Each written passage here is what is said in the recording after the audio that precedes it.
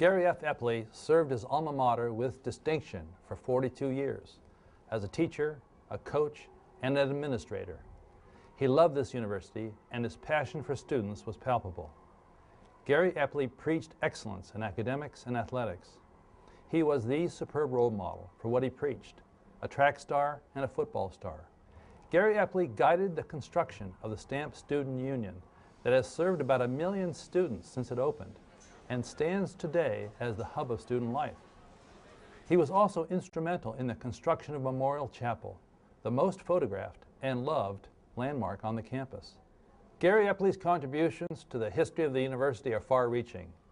He enriched the lives of students, developed the campus facility, and represented the university beyond College Park. His influence was in the bricks and mortar and also in the lives of the many people he mentored and inspired. The Gary Eppley Recreation Center, dedicated to improving the quality of life of all our community, is a fitting tribute to the lasting legacy of Gary F. Eppley at the University of Maryland.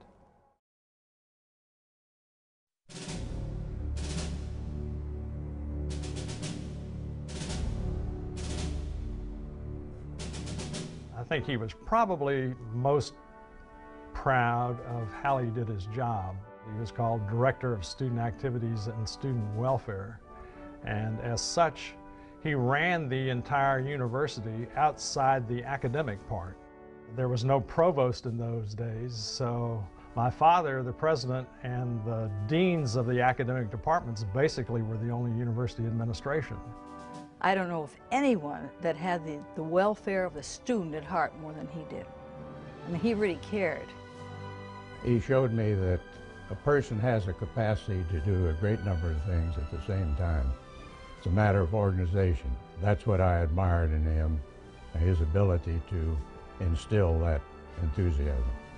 He was a very honest, straightforward gentleman. His word was his bond. He was solid. And as a result, people could count on what he did and what he said.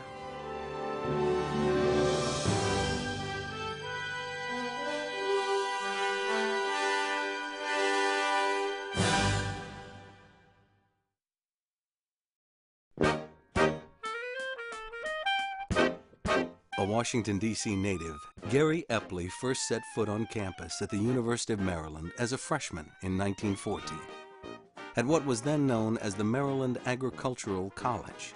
Until his death some 60 years later, Gary Eppley's life was the University of Maryland. He served his alma mater in virtually every role imaginable, as a student, athlete, professor, coach, athletic director, and ultimately, Dean of Men and Director of Student Activities. His career at Maryland spanned 50 years, concluding in 1964. He performed many functions, wore many hats. In truth, he was Dr. Bird's right-hand man, chief of staff, and when Dr. Bird needed anything done, he turned to Gary. His door was always open, and many students remember him fondly, and he helped many students, and I think that would be maybe his greatest accomplishment. In 1920, delayed 2 years by military service in World War I, Gary Eppley graduated with a Bachelor of Science degree. He went on to become an assistant professor of agronomy in 1922, and soon after started a 17-year stint as track coach. It was his role as a track coach that began to make Gary Eppley a popular figure among the student body. Between 1930 and 1940, Eppley's running teams were a force to be reckoned with at the Penn Relays, the biggest meet in America, taking home numerous victories and medals. We had to work hard. There was no shortcut.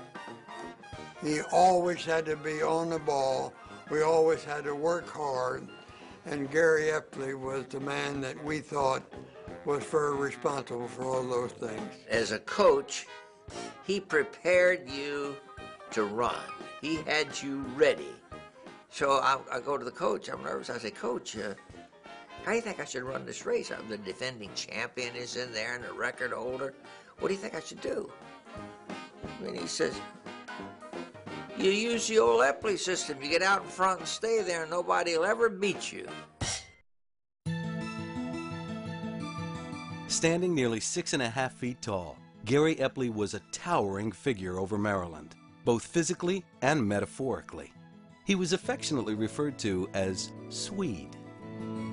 When he was a young, gangling teenager, tall, blonde, his father had an inn in Portchester, New York. A group of Swedish actors were staying at the inn, and Daddy was sitting on the steps or walking by. Somebody walking down the street saw this young, blonde, gangly kid and said, "Oh, look at the little Swede." But no student ever called him Swede. They respected the Dean of Men, and in turn, he taught them integrity, honesty, and values. Everyone loved him. They respected him. He was a man of his word, good or bad. He was there for the students. In his office, it was like Grand Central Station every afternoon. The students were piling in there to see him with questions, and he was always there to listen and give an answer. He was not a real talkative man. He was a man of few words, but he was a man of action, and he stood by whatever he said.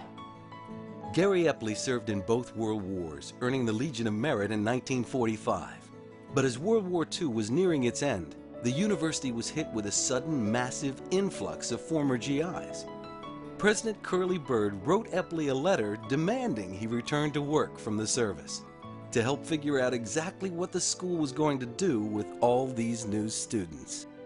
All the infrastructure was challenged. A lot of temporary buildings were built, but it was a real challenge for the faculty and for the organization, and he was the guy that stood behind it. He was the guy that kept the lid on with so many students arriving and so many housing problems. I'd say the number 2 person in having impact on what we have here today was Swede Eppley, Gary Eppley. Great guy. Gary Eppley stood for the students and provided the guiding hand behind many of the campus's key development projects, including the Student Union and the Memorial Chapel. He also led Maryland into the Atlantic Coast Conference, serving as a key organizer for the Intercollegiate Athletics Conference that Maryland still competes in today. His tireless dedication to improving life for the student body influenced the futures of countless undergraduates, including his 2 daughters. I credit him with getting me started into the education field. And he sat down with the catalog and said, "Look, if you take this course and major in education," and I liked children, he said, "and head toward being a teacher." And then I did follow his advice, and I was a teacher. In many ways, Gary Eppley was a visionary. While college life at the time focused on academic endeavors, Eppley endorsed a broader approach of working to develop a more balanced life. It wasn't enough to build the mind. The university, Eppley felt, was also obligated to develop the body. Gary Eppley was a highly visible advocate for what is today referred to as wellness. The idea that people take care of themselves physically was very important to him. He taught that in the classroom, he taught that as a coach, he taught that as the Dean of Men. And so I think this recreation center and its programs are all committed to physical development and physical well-being and leadership. He really understood that the physical well-being, the well-being of the mind, the well-being of the soul is all wrapped up together. In many ways, Gary Eppley's philosophies form the core of today's University of Maryland, a school that strives to develop the whole person, the mind and the body of its students. Therefore, no more appropriate tribute could be made than to have the campus recreation center, the focal point of all student recreation, bear the name of Gary F. Eppley.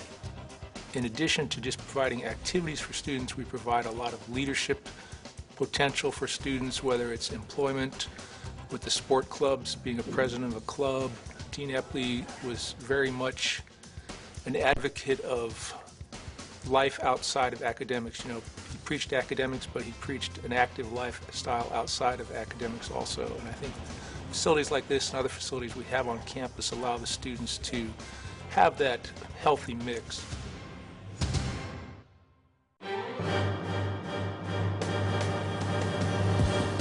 The Gary F. Eppley Student Recreation Center opened in 1998 and includes a national caliber pool complex, racquetball and squash courts, 2 gyms, dance studios, weight and fitness areas, an indoor track, and a world-renowned climbing wall.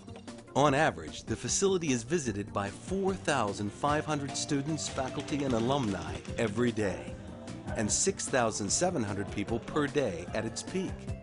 It's estimated that this magnificent facility touches the lives of 70% of the student body each semester.